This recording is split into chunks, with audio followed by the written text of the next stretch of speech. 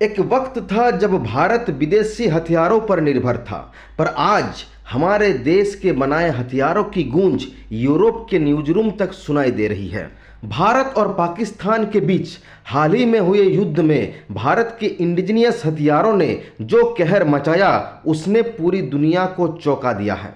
और अब यूरोपीय मीडिया भी मान रहा है भारत एक सैन्य महाशक्ति बन चुका है। 3 मई की रात पाकिस्तान ने भारत के सीमावर्ती क्षेत्रों पर अचानक हमला बोल दिया। रडार पर पाकिस्तानी फाइटर जेट्स और मिसाइल नजर आए, लेकिन भारत ने इसका जवाब सिर्फ गोलियों से नहीं बल्कि अपने सबसे तेज और घातक हथियारों से दिया। सबसे पहले दहाड़ लगाई ब्रह्मोस ने। भारत और रूस की साझेदारी से बना ये सुपरसोनिक क्रूज मिसाइल माक 2.8 की रफ्तार से उड़ा और पाकिस्तान के मियाँवाली, सरगोधा और कामरा एयरबेस को निशाना बनाया। रनवे जले, एयरक्राफ्ट खाक हो गए और पूरी पाकिस्तानी वायुसेना का बेस सिस्टम 30 मिनट में तबाह हो गया। ब्रह्मोस की सटीकता और ताकत ने बता दिया ये सिर्फ मिसाइल नहीं, एक संदेश है, भारत कमजोर नहीं है। जब पाकिस्तान ने अपने चाइनीज एयर डिफेंस सिस्टम से भारतीय हमलों को रोकने की कोशिश की तो भारत ने भेजा नागास्त्र ड्रोन।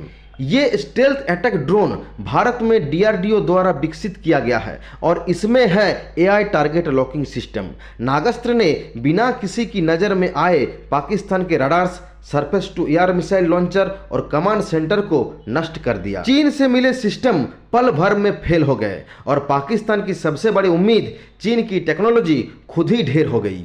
जैसे ही पाकिस्तान ने अपनी घातक मिसाइल फतह 2 लॉन्च की, भारत ने सक्रिय किया AMRSAM सिस्टम।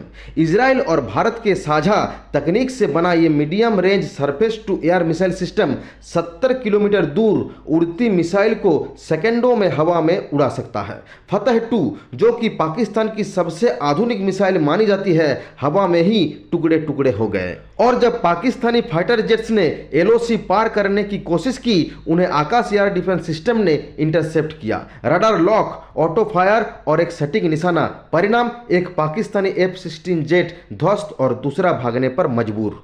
सिर्फ 4 दिन भारत के हथियारों ने पाकिस्तान की सैन्य व्यवस्था की रीढ़ तोड़ दी। न मिसाइल बची, न एयर डिफेंस सिस्टम। पाकिस्तानी फौज ने पीछे हटने का ऐलान किया।